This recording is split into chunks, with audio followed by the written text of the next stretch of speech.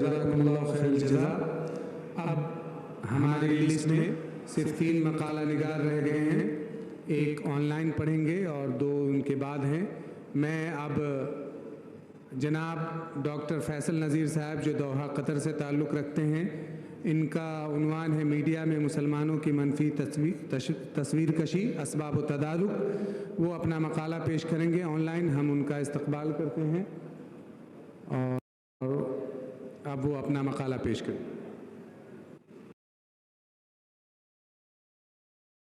میں مسلمانوں کی منفی تصویر کشی اسباب و تدارک۔ میڈیا کی طاقت کو جس قوم نے جتنی جلدی جانا اور پہچانا اور اس کو استعمال میں لایا، وہ قوم اتنی ہی جلدی ترقی اور اپنے مقاصد کو حاصل کرنے میں کامیاب رہی، اور جس قوم نے اس کی بے پناہ طاقت، دلوں کو بدلنے والی، حکومتوں کے تختے زیر و زبر کرنے والی قوت کو نہیں پہچانا، وہ محو حیرت رہ کر دنیا کو دیکھتی رہی، اور اغیار نے ان کے خلاف اس چابک دستی سے ذرائع ابلاغ کا استعمال کیا کہ سب حیران رہ گئے۔ اکبر الہ آبادی نے میڈیا کو توپ کے مقابل کھڑا کر کے اس کی طاقت کی طرف اشارہ کیا تھا۔ حالیہ دنوں جس طرح ظالم اسرائیل میڈیا کی طاقت استعمال کر کے مظلوم کا لبادہ اوڑھے ہوا ہے اور مظلوم و مقہور، ظالم و شدت پسند قرار دیے جا چکے ہیں، ذرائع ابلاغ کے ذریعے سفید کو سیاہ کو سفید، اندھیرے کو اجالا اور تاریکی کو روشنی قرار دیا جا رہا ہے۔ موجودہ حکومت بھی جس شاطرانہ انداز میں جھوٹ، غلط بیانی سے کام لے رہی ہے، اس سے ہم سب قدرے واقف ہیں۔ بزبان شاعر نقوی، تمہارا جھوٹ دنیا گھوم آیا، میرے سچ کے ابھی تسمے کھلے۔ ہم سب جانتے ہیں کہ میڈیا کی بہت ساری اقسام ہیں، جیسے کہ print media, electronic media, photo media, mobile media. ان میں سے موجودہ دور میں جو سب سے زیادہ مؤثر میڈیا ہے وہ فلم میڈیا ہے، کیونکہ اس کے اثرات بہت گہرے ہوتے ہیں۔ ناظرین کو اپنے نظریے کا قائل بنانے پر اس صنف کو مکمل قدرت حاصل ہے۔ برین واشنگ اور عوامی ذہن سازی کا اس سے بڑا پلیٹ فارم کوئی نہیں، لہٰذا موجودہ حکومت اور ان کے حامی اس کا استعمال مکمل زور بازو سے کر رہے ہیں۔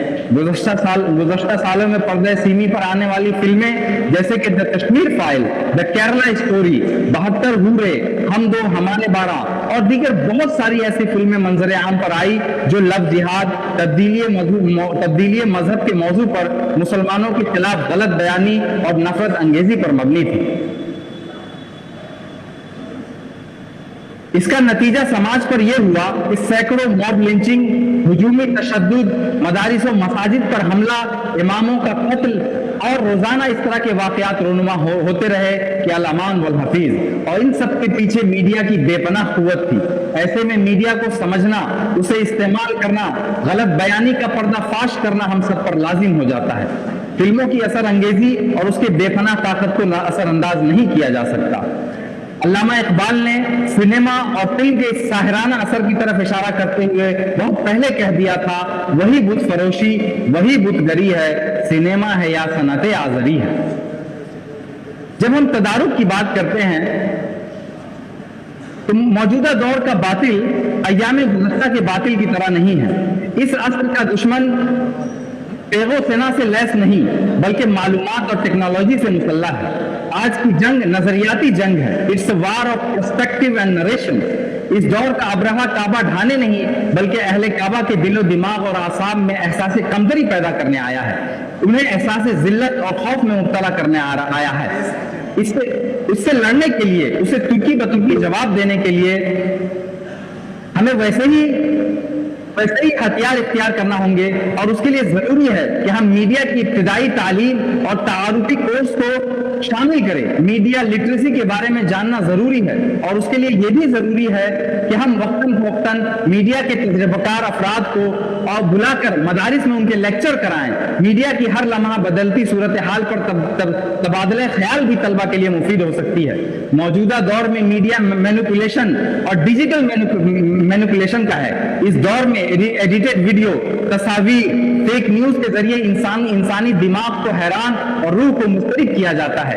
ऐसे में हमारे मुस्लिम नौजवानों में AI, आर्टिफिशियल इंटेलिजेंस और दीगर एडिटिंग सॉफ्टवेयर के करामती ताकत का अंदाजा होना चाहिए।